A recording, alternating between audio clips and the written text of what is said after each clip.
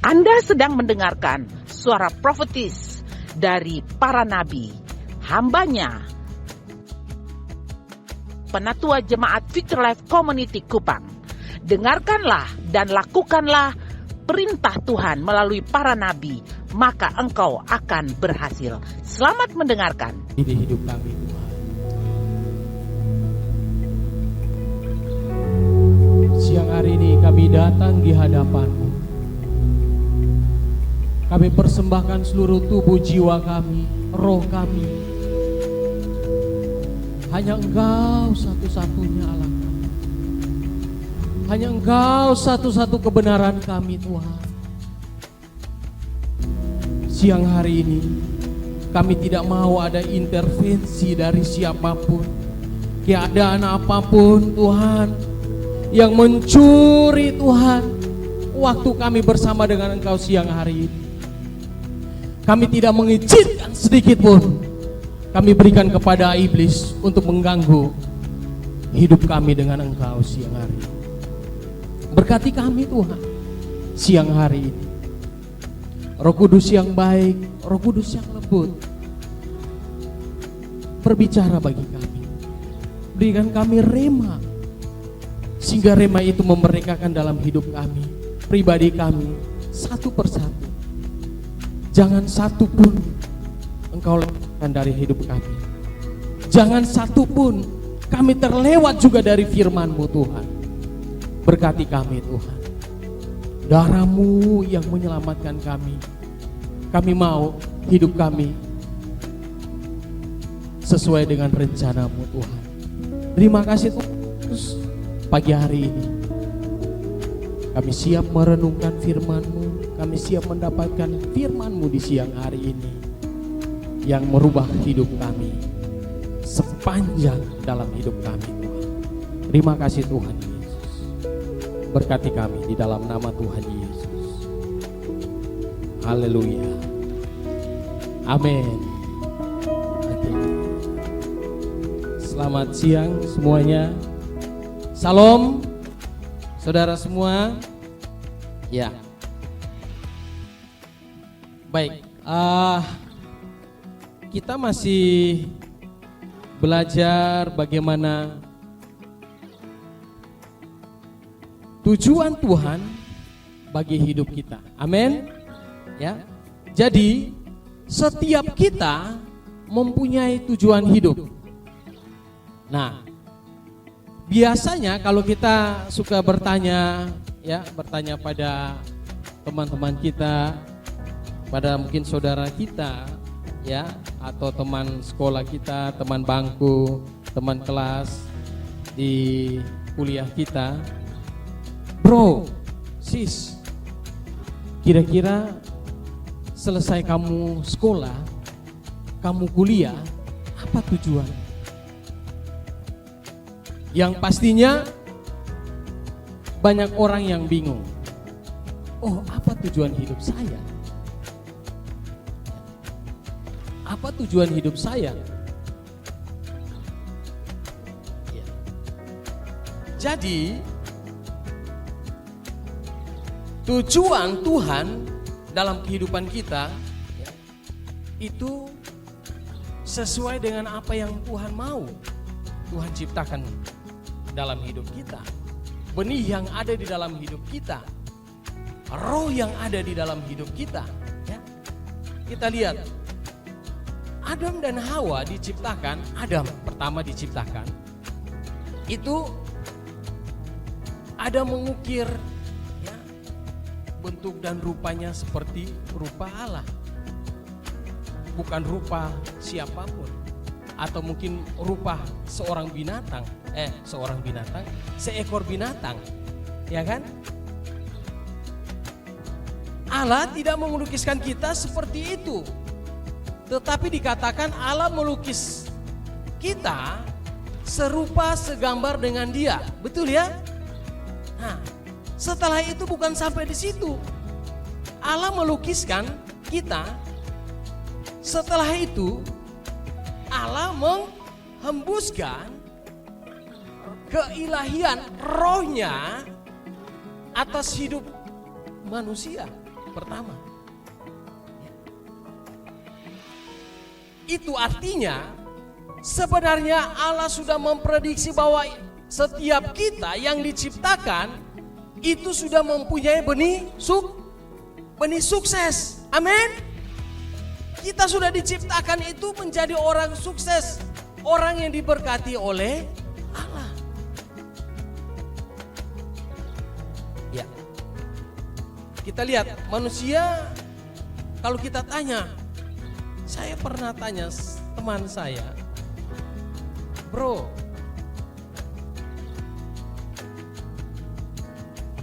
kira-kira hari ini kalau kamu mati, kamu mau tidak? Terus jawabannya bilang begini, wih, beta belum mau mati, beta takut. Kenapa? Wih, soalnya tahu belum mati, ini gimana begitu? Ya belum tahu. Nah, manusia tidak mau mati karena dalam hatinya, ya, mereka tahu bahwa mereka belum penuhi apa yang menjadi tujuan hidup mereka. Betul ya? Kalau kita belum capai tujuan hidup kita, kalau kita dibilang, kamu mau mati tidak? Pasti dia bilang belum. Saya tidak mau mati. Kenapa? Karena saya belum melakukan sesuatu yang baik dalam kehidupan saya. Saya belum melakukan sesuatu yang bagus sekali dalam keluarga saya. Oh, saya belum capai cita-cita saya kan? Oh, saya belum menikah. Ya. Oh, saya belum ini, saya belum itu, saya belum mau mati. Tuhan, saya belum mau mati. Kalau kita tanya seperti gitu, ya orang-orang di luar sana. Orang yang sudah menemukan tujuan hidupnya, teman-teman semua, saat kita tanya dia, kamu berani mati? Dia bilang apa? Saya siap mati. Kenapa? Karena dia sudah menemukan tujuan hidup dalam hidupnya. Kita lihat Rasul Paulus, Filipi 3 ayat 8. Ya. Kalau teman-teman semua baca, ya, dia bilang saya sudah selesai, pekerjaan sudah selesai. Hidup adalah Kristus, mati adalah keuntungan.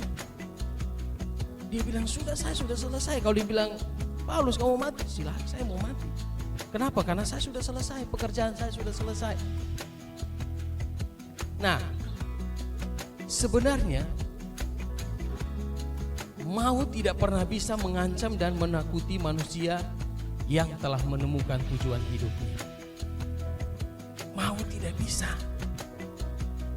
Karena saat maut datang, dia bilang kau mau mati? Ya, saya mau mati. Sebenarnya maut datang itu menakuti kita. Kenapa? Karena kita belum ada tujuan hidup. Belum ada sesuatu yang kita buat. Ya, saya review sedikit. Sukses adalah impian Tuhan bagi kehidupan kita, anak-anaknya ya. Agar supaya sukses kita harus menjawab 5 pertanyaan dalam kehidupan kita ini. Ya. Nah, setiap orang di dunia harus menjawab pertanyaan ini. Siapapun dia di bawah kolong langit ini, siapapun dia harus bisa menjawab 5 pertanyaan ini. 5 pertanyaan ini mengontrol kehidupan umat manusia. Ya. 5 pertanyaan ini juga memotivasi siapapun, ya, apapun yang kita kerjakan. Dan 5 pertanyaan ini adalah sumber dari semua persoalan umat manusia. Berusaha untuk menjawab pertanyaan, ya. Nah, pertanyaan ini akan mempengaruhi sikap dan perilaku setiap umat manusia. Masih bisa dengar suara saya? Saya dulu suka berteriak. Jadi pasti suara saya keras ya. Kalau di belakang, sampai belakang ya.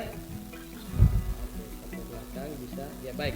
Nah, jadi kalau kita bersekolah, kita bekerja apapun adalah bagian dari kita menjawab pertanyaan ini. Ada 5 pertanyaan ini. Ya, slide ada. Haleluya ya. Oke, baik. Nah, pertanyaan pertama adalah siapakah saya? Ya. Who I am? Siapakah saya? Ya. Ini berurusan dengan identitas kita.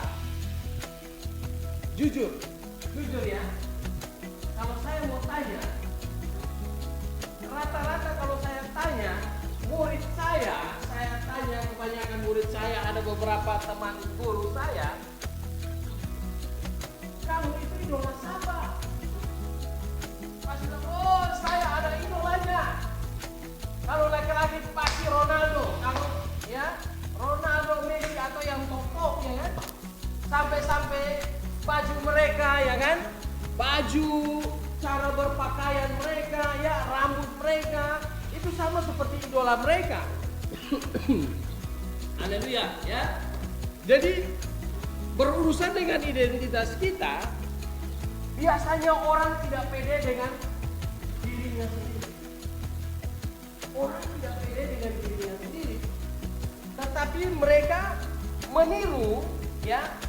meniru orang yang mungkin lagi top. Kalau perempuan lagi top siapa ya? Apa? Kalau laki-laki lagi top, perempuan ya. Jawab lagi. Ya? Siapa? Jujur aja, Pak juga tidak tahu, Kak juga tidak tahu ya kan? Ya. Jujur aja, kira-kira siapa? Blackpink. Ya. Blackpink. Nah, biasanya kalau Blackpink, biasanya gayanya kan gaya-gaya Korea begitu. Blackpink dari Korea, betul ya? Atau Cina? Oh, Korea. Thailand. Oke. Pokoknya itu di luar dari Indonesia. Ya. Jadi kadang-kadang kita ketemu orang, wah, rambutnya buat seperti Blackpink ya kan? Kulitnya sampai dipakai pemutih supaya pede ya kan? Rambut yang keriting, dia takut pakai rambut, dia takut dengan dia punya pribadi identitas yang asli yang keriting ya. Dia pergi rebonding supaya saat berjalan kena angin terkurai, rambutnya kelihatannya bagus dan ya kan? Biasanya banyak orang itu tidak bisa menjawab pertanyaan ini. Kalau kita tanya, siapakah kamu, siapakah saya gitu. Ini soalnya berurusan dengan identitas. Kadang-kadang saya kasih tahu teman-teman semua, mereka tidak mau mengaku orang tuanya. Iya. Kenapa? Mungkin orang tuanya jelek, miskin, di kampung sana, di Ampoang sana. Ampoang masih baik, paling ujung Ampoang. Ya. Atau di mana? Kadang-kadang mereka takut. Kenapa? Iblis lagi mencuri identitas kita. Kita tidak percaya diri. Jalan di depan umum. Malu. Ya. Mungkin muka terlalu banyak jerawat. Malu. Sebenarnya Tuhan sudah ciptakan kita. Orang tidak bisa menjawab pertanyaan ini karena mereka takut tidak ada yang menerima mereka. Sehingga kehilangan identitas diri kita ya membuat orang itu cenderung mau mengikuti gaya-gaya sekarang. Oh, siapa yang tenar saya mau mengikuti dia aja. Ya, siapa yang top saya mau mengikuti dia aja. Supaya apa? Saya diterima. Jangan sampai identitas kita itu dibentuk karena orang lain. Berdasarkan orang lain. Nah, contoh aja praktisnya. Oh, biasanya kok ada iklan, baju itu padahal baju kaos biasa, tetapi dipakai oleh artis yang top. Contohnya artis top itu Raffi Ahmad. Nah, padahal bajunya biasa aja. Terus kalau kita beli, kita pakai bajunya, dia jalan, dia bilang, lu lihat ini siapa nih? Lu lihat ini belum? Kan orang tidak tahu iklannya, orang lu siapa, ya kan? Tetapi kalau dia pakai baju itu, oh dia rasa pede, rasa senang. Ya, begitu juga dengan wanita. Kalau wanita baju itu dipakai oleh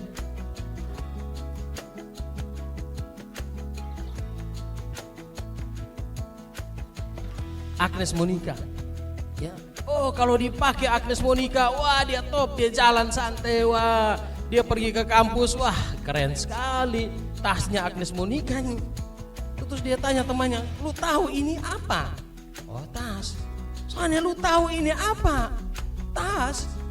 Karena dia pede dengan apa? Identitas atau produk-produk yang dipakai, endorse ya. Artis endorse sehingga produk itu laku. Nah, kita lihat. Jadi, siapakah saya? Kita adalah ciptaan Allah. Kita jangan pakai identitas orang. Dari manakah asal saya? Sumber asal kita yaitu dari surga. Bukan soal suku atau ras, ya. Tadi saya baru tanya sama Ina di depan, ya. Ina itu keturunan Sabu Jawa. Jadi saja Sabu Jawa. Memang dia keturunan rasnya Sabu Jawa, tetapi dia berasal dari surga. Amin. Kita semua berasal dari surga. Ada yang rosa itu apa? Roti sabu, ya, dan lain sebagainya. Karena kita ini berasal dari surga, teman-teman, kita tidak akan remehkan suku-suku atau ras sesama manusia yang berbeda dengan kita. Jadi suku dan ras sebenarnya adalah sarana di mana kita bisa hadir di dunia ini. Kita dilahirkan oleh suku dan ras yang berbeda. Contohnya kulit kita putih, rambut keriting, ya. Terus ada kulit hitam, rambut keriting, ya kan? Terus ada lagi kulit sawo matang tetapi rambutnya air. Nah, itu suku dan ras. Jadi suku dan ras asal kita supaya kita hadir di dunia ini. Nah, ketiga pertanyaannya, mengapa saya ada di dunia ini? Ini berbicara soal tujuan dan hidup kita. Nah, tujuan apa tujuan apa saya berada di dunia ini? Tujuan apa? Contohnya HP. HP ini diciptakan untuk apa? Teman-teman, HP diciptakan untuk yang pertama adalah alat komunikasi jarak jauh. Setelah itu dikembangkan, kita bisa saling video call walaupun jarak dan waktu ya jauh ya. Antara misalnya dari teman kita atau saudara kita di Jakarta dengan di Kupang. Nah, tujuan kita diciptakan, ya. Mengapa saya ada di dunia ini berbicara soal tujuan hidup kita. Kalau tujuan hidup kita Tuhan rancangkan sukses, pasti kita sukses, saudara. Ya, kalau Tuhan ciptakan kita menjadi apa? Kita akan jadi dokter, pasti kita akan jadi dokter. Kita mau jadi guru, Tuhan akan membawa kita untuk kita jadi seorang guru dan lain sebagainya. Ya.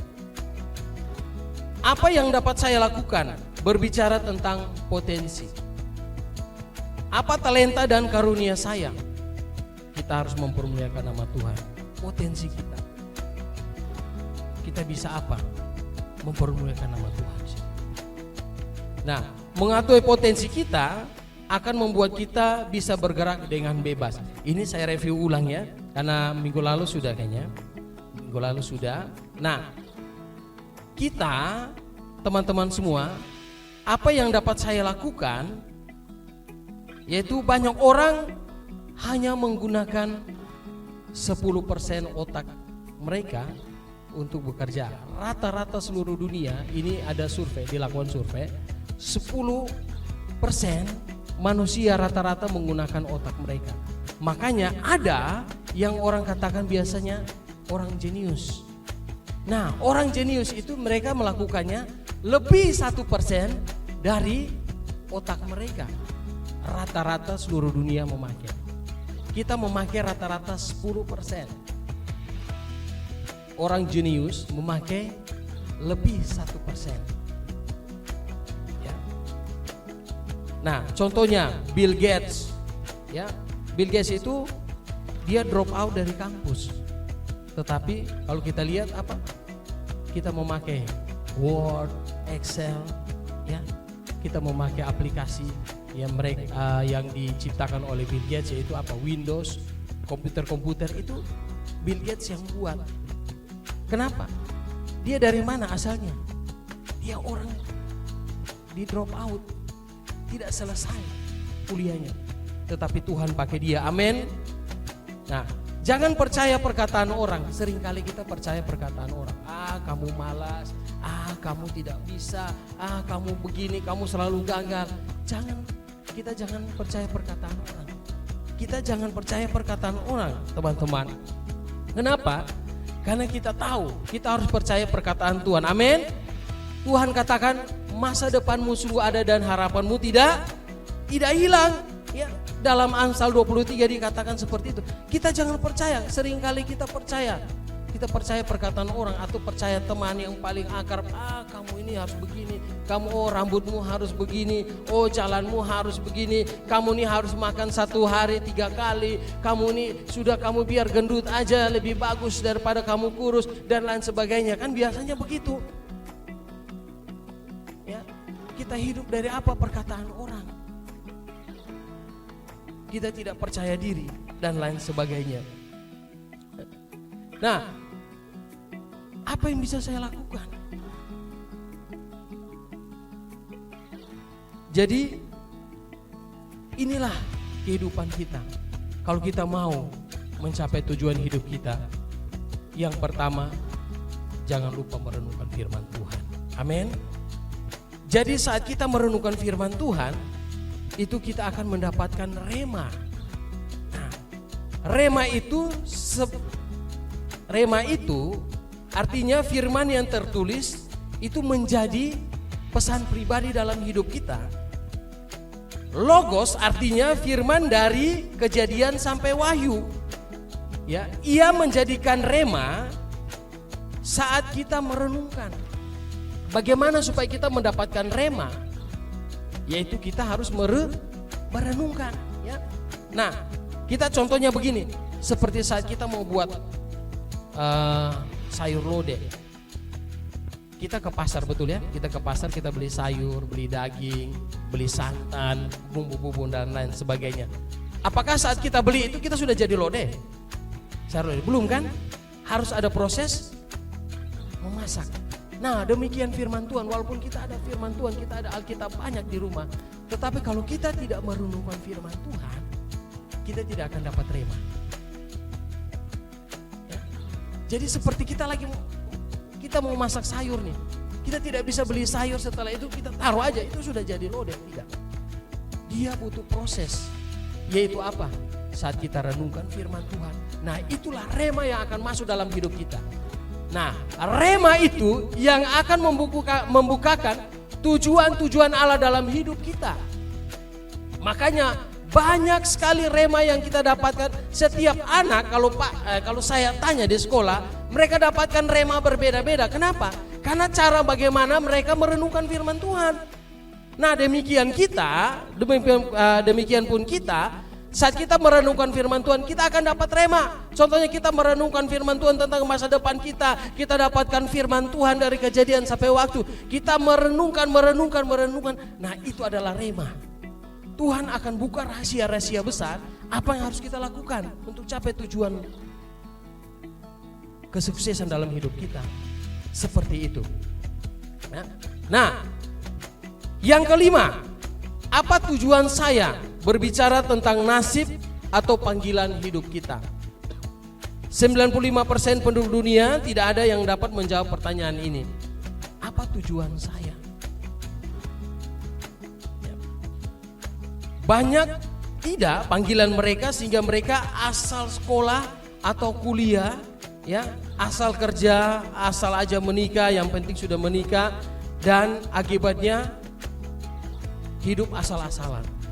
Ya, tidak berdampak bagi dunia ini. Ingat, tujuan hidup kita adalah kita harus berdampak. Kita harus berdampak. Kalau kita tidak berdampak, itu bukan tujuan Allah dalam hidup kita. itu hidup kita tidak bermakna, tidak ada apa-apa tujuan hidup kita. Nah, tanpa kita tahu panggilan hidup kita, kita akan menjadi mangsa kegagalan. Itu langsung gagal. Mangsa kegagalan kalau kita tidak tahu tujuan hidup kita. Nah, setiap orang pasti rindu untuk sukses. Amin. Teman-teman semua, amin. Ya, kita lihat kerinduan untuk sukses. Yang pertama, setiap orang ingin sukses. Saya ingin sukses. Teman-teman semua juga ingin sukses. Nah, sukses dapat diprediksi. Wow, sukses dapat diprediksi ya. Nah, contohnya saja seperti hidup ini ya, dirancang untuk berfungsi. Contohnya begini, kalau gravitasi, hukum gravitasi, saat kita lempar ke atas dia naik terus, amin. Amin. Saat kita lempar dia jatuh, itu hukum gravitasi. Nah, kehidupan kita, sukses itu dapat diprediksi. Tuhan merancang hidup dengan kesuksesan yang dapat kita kontrol. Filipi 4 ayat 13 katakan begini, segala perkara dapat kita tanggung di dalam Dia yang memberi kekuatan kepada kita. Jadi sebenarnya Tuhan itu sudah menanggung seluruh kehidupan kita. Apa yang kita mau, apa yang kita impikan, dalam perenungan itu Tuhan akan mengirim ya berita, Roh Kudus akan mengirim berita bagaimana kita bisa mencapai kesuksesan. Saya punya istri, kita sudah menikah 11 tahun. Ya, sekitar 10 tahun yang lalu kita mengalami bisnis, kita mengalami kebangkrutan. Ya, semua kita kami tidak punya modal.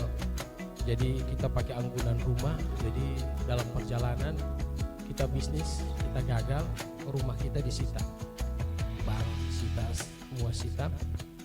Ya, kita jatuh di utang piutang. Ya, kita jatuh semua, rentenir semua. Wah, kiri kanan muka belakang pusing. Ya. Setelah itu kita berdoa, Tuhan, kira-kira bisnis apa yang kita mau buat? Saya jual alat-alat komputer, gagal. Ya. Saya jual baju, gagal. Saya buka warung, gagal. Sampai-sampai saya buka laundry, juga begitu. Ada teman-teman satu angkatan tahu semua, kita gagal. Tetapi satu waktu kami dua berdoa, Tuhan, kira-kira kami tinggalkan bisnis ini atau kami lanjut. Ada firman-Nya, dia katakan begini, cerita ini rema ya. Setiap kita pasti akan dapatkan. Tuhan bilang begini, seperti orang kusta itu saat kegelaparan di Israel, mereka tidak di dalam kota Israel, tetapi mereka di luar, di Gapura ya, di perbatasan itu. Mereka bilang begini, mereka berdua, mereka bilang begini, kalau kau mundur, kau masuk kota di dalam kelaparan, kita akan mati. Tetapi kalau kita maju, orang Aram akan sikat kita. Berarti maju kena, mundur kena. Teman yang satu bilang begini, kawan, kalau kita kembali kita mati. Kalau kita maju kita mati. Kalau kita di tempat sini kita juga mati. Bukan maju kena, mundur kena, tetapi di tempat juga kena. Kan gitu ya. Akhirnya temannya bilang begini, yuk kita maju aja. Karena kita sudah berusaha, walaupun kita mati di tangan musuh, tapi kita sudah berusaha. Tetapi Tuhan buat sesuatu. Tuhan bilang begini, Tuhan buat sesuatu apa? Teman-teman, Tuhan buat si dua orang kusta berjalan maju ke daerah musuh.